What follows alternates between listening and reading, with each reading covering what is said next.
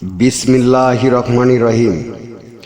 বিশ্ব আধ্যাত্মিক জ্ঞান সঞ্চার দরবার শরীফের প্রতিষ্ঠাতা আমার মুর্শিদ কেবলা গাউসুল আজম শামীম আলী চিশতির দরবার হইতে আমি শাহ আলম আমাদের দরবারের পক্ষ থেকে আপনাদের সকলকে জানাই আন্তরিক শুভেচ্ছা ও অভিনন্দন।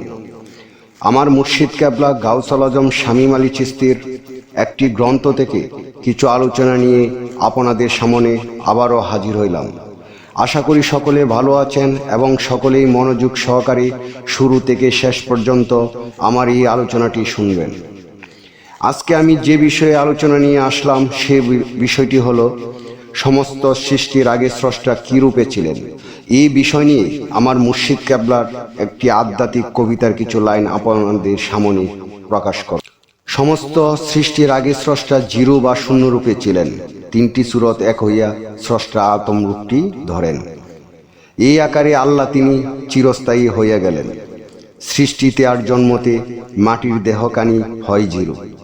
বাতাসের সাথে দেহের সুরতে হইলেন তিনি হিরো। জীব যিনি তিনিও জিরো, শুধু জিরো হইয়া রইলেন। তিনটি সূরত বলা হইল একে একে হইছে এক। আল্লাহ নবী আদম যিনি, হে জগৎবাসী দেখ। এর বাহিরে শ্রেষ্ঠ সূরত আল্লাহ নাহিয়ার ধরেন। একটি শূন্য দেহের মাঝে স্থান লইলেন। আরেক শূন্য স্রষ্টা নিজে বাতাসে বসিলেন। আরও একটি মহাশূন্য বাহিরে থাকেন। শামীম আলী পাতালে শূন্য, জমিনে আসিয়া হয় পূর্ণ। মিশিতে চাই মহাশূন্য, তিনটি শূন্য হবে পূর্ণ। সেই দিন শামীম হবে ধন্য, মহাশূন্যে মিশে যাবে। এই কবিতাটির কিছু অর্থ আপনাদের সামনে বলার চেষ্টা করব আমি। সম্পূর্ণ বলার মতো আমার সাধ্য নেই।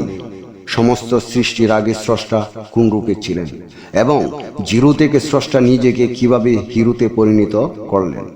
এখানে আরও বলা হয়েছে তিনটি সূরত এক হইয়া স্রষ্টা আছেন আদম রূপে এবং এই আদম রূপে তিনি স্থায়ী হয়ে আছেন। এখানে আরো বলা হইয়াছে স্রষ্টা একটি শূন্যতে তাকিয়া দেহের মাঝে আছেন, আরো একটি শূন্যতে তাকিয়া বাতাসে আছেন এবং আরো একটি শূন্যতে তাকিয়া জগতের বাহিরে আছেন। এই তিনটি শূন্যতে স্রষ্টা আছেন। হে জগৎবাসী, হে বিশ্ববাসী, আমি সকলের উদ্দেশ্য করে বলছি, আমাদের সকলেরই এই মহাশূন্যতে মিশতে হবে। কিন্তু আমরা কি করে মিশব, এই ভেদ তো আমরা সকলে জানি না। স্রষ্টার এই গোপন ভেদ আমরা কি করে জানব? আমাদের এই গোপন ভেদ জানতে হলে, বুঝতে হলে এবং জ্ঞান নিতে হলে একজন কামেলে মুকামেল মুর্শিদের কাছে যাইয়া সর্বপ্রথম আমাদের নিজেকে চিনতে হবে। এরপরে আল্লাহর এবং এই স্রষ্টার সৃষ্টির ভেদ আমাদের জানতে হবে, বুঝতে হবে। জানি না আজকে আমার মুর্শিদ কেবলা গাউসুল আজম শামীম আলী চিশতির গ্রন্থের যে আলোচনাটি আপনাদের সামনে করেছি আপনাদের কাছে কতটুকু ভালো লেগেছে। যদি আপনাদের কাছে ভালো লেগে থাকে তাহলে আমাদের এই চ্যানেলটি সাবস্ক্রাইব করবেন এবং সামনে আপনারা কী ধরনের আলোচনা চান আমাদেরকে জানাবেন। আমরা চেষ্টা করব আপনাদের পছন্দ মতো আলোচনা নিয়ে আসতে। আমার এই আলোচনাটি করতে যাওয়া কথা ভাষা ছন্দে অনেক ভুল ত্রুটি হয়েছে। সকলে আমাকে ক্ষমা ও সুন্দর দৃষ্টিতে দেখবেন। আমার জন্য সকলে দোয়া করবেন, আমি যেন আমার মুর্শিদ কেবলা গাউসুল আজম শামীম আলী চিশতির সকল গ্রন্থের আলোচনাগুলো আপনাদের সামনে নিয়ে আসতে পারি।